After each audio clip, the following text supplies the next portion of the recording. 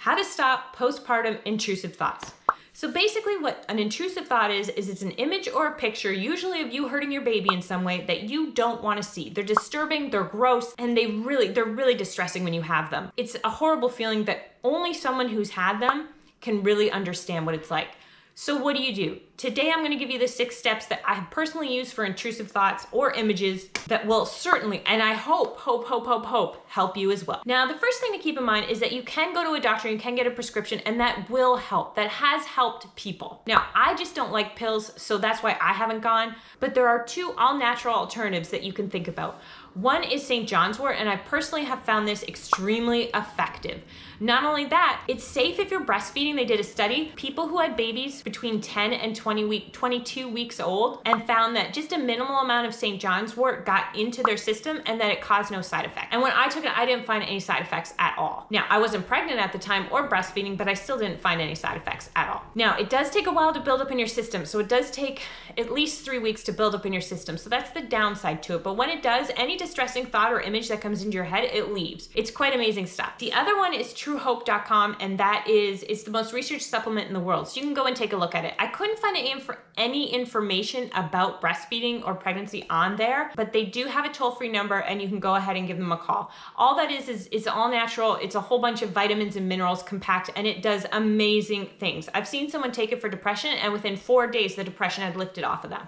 And they had that depression previously for decades. Now, it's not as cheap as St. John's wort. St. John's wort, you can get 150 pills for like $20. And it's available in your vitamin section in any CVS or drugstore like that. Now, I'm not a doctor, so you may want to speak to your doctor before doing anything drastic at all that may affect you or your baby. So let's get to the 6th step. The first step is to understand that just because you're thinking it doesn't mean it's going to come true. 98% of the population has intrusive thoughts. So if you speak to a therapist, if you talk to your husband, if you talk to your partner, it's a common thing and they may be aware of it. So you don't need to feel ashamed talking to someone about it. And just remember, just because you think it doesn't mean you're going to do it. They're 2 completely different things. Thoughts and actions are 2 completely different things. Now, the second thing you can try that I didn't find that helpful was to focus on it later. So, right now I'm in the middle of something, I'm gonna focus on it later. I didn't find that helpful because sometimes the thoughts just kept coming even though I was trying to focus on the present and trying to deal with the present. Step number 3 is to understand that if you are having intrusive thoughts, if you do have some type of OCD or health anxiety, first of all, there's a ton of help out there for you. And second of all, is to keep in mind that generally what people with health anxiety, for example, and health anxiety is when you're worried that something is medically wrong with you or your child, like you're worried about this, but you've gone to the doctor, you've gotten tests, but still there's these nagging thoughts in your head. A lot of times that's health anxiety. And health anxiety is where you're searching for 100% guarantee that nothing will happen to you or your child. There is no such thing. There's no such guarantee. And so one of the reasons that you enter into the Googling, that you enter into the compulsion, is that you're looking for a 100% guarantee. So when an intrusive thought comes in your head and you're afraid that you're going to harm your baby, remember that yes, you may do that, but yes, you may also not do that. Both options are possibilities, which leads me to the next step.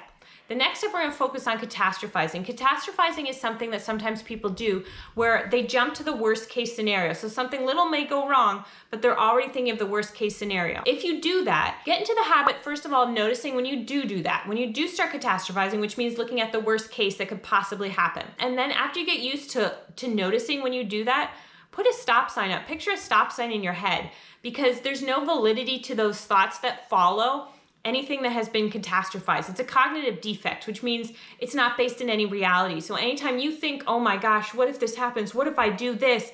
And you start going down that road, I recommend that you picture a stop sign, because that will reinforce the fact that there's no validity to what you're thinking. Okay, now we're at the 2 most powerful steps. The first step that I recommend, that I find helpful, is when that thought comes into your head, leave it. Don't fight it, don't do anything, picture it, and it'll start to get wavy.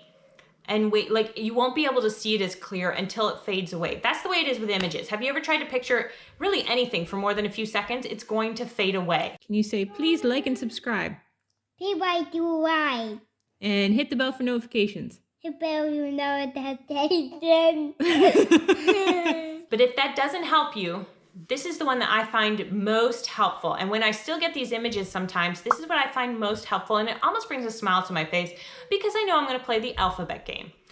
The alphabet game involves, you can do it for fruits and vegetables, you can do it for animals, you can do it for prominent sports figures, you can do it for politicians, you can do it for actors and actresses, really anything. And now you have to challenge yourself. You can't do the same one every time, only because the whole point of this is to actively challenge yourself and get your mind fully engaged and picturing something else. So I'm gonna do it with fruits and vegetables. So it's kind of a challenge now. Usually I do animals, but right now for this, I'm gonna do it with fruits and vegetables. So A is for apples, B is bananas, C is cauliflower, D is daikon. E, I don't know, I'm out of E. But the point is that I find it a lot easier to do with animals, but the point is that you're then thinking about those. You're then thinking about those vegetables. You're then thinking about whatever it is. So it's almost an immediate thing to take you from the image you don't want to see to another image. Now, really, anytime you get an intrusive thought, it's great to do image replacing and just think of something happy or something positive or something that makes you smile, even if it's Mickey Mouse, or Disney princesses, whatever it is. Maybe you can recite the Disney princesses, but something that gets you focusing and picturing something else. But that's why I like the alphabet game, because it really engages you. So I hope this helps, and I hope you found it a little useful. Take care and have a great day.